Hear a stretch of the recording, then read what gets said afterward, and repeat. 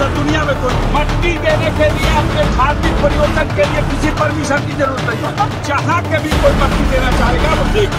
नमस्कार, मैं हूं आपके साथ अभिषेक पुंडीर।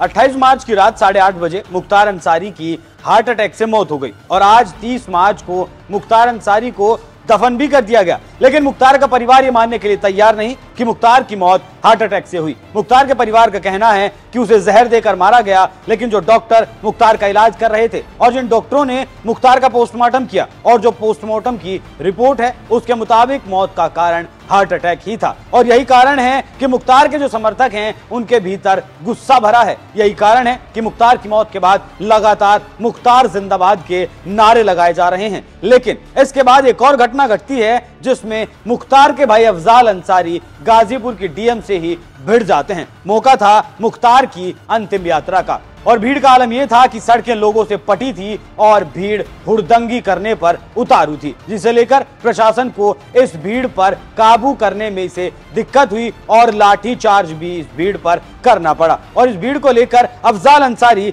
गाजीपुर की डीएम आर्या काकोरी से ही भिड़ पड़े। कुछ भी हो, हम हमारी मट्टी देने के लिए हमको तो आप करिए, आप करिए। मट्टी देने के लिए अपने धार्मिक प्रयोजन के लिए किसी परमिशन की जरूरत नहीं है। कस्बा नहीं, जहाँ के भी कोई मट्टी देना चाहेगा वो देगा। इसकी कोई परमिशन दुनिया में कोई नहीं लेता, नहीं लेगा। 144 के बाद भी किसी की मट्टी और जनाजे के लिए आप नहीं रोक सकते।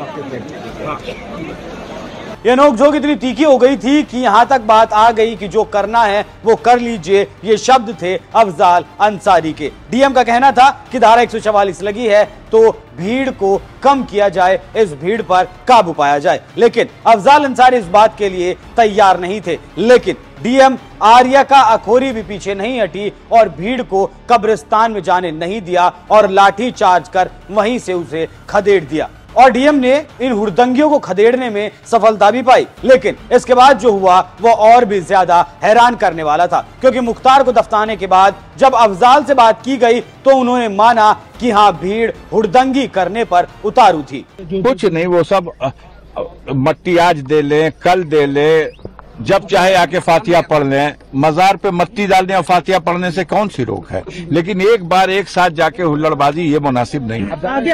आगे कैसे किस कार्रवाई करेंगे? अब वो तो बाद में बात करेंगे। कुछ नहीं, वो सब मट्टी आज दे ले, कल दे ले, जब चाहे आके फातिहा पढ़ लें। मजार पे मट्टी डालने और फातिहा पढ़ने से कौन सी रोक है, लेकिन एक बार एक साथ जाके हुल्लड़बाजी ये मुनासिब नहीं है।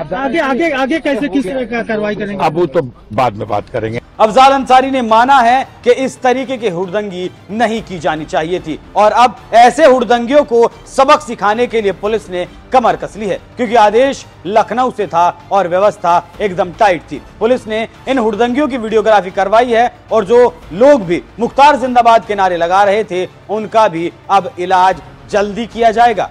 वो नेचुरल है, वो आते ही, बट जिन्होंने नारेबाजी की है उन सबकी वीडियोग्राफी कराई गई है और सबके विरुद्ध कार्रवाई करेंगे, क्योंकि हम बार बार अनाउंस भी कर रहे थे आदर्श आचार संहिता है तो उसके अनुरूप सबको आचरण रखना चाहिए।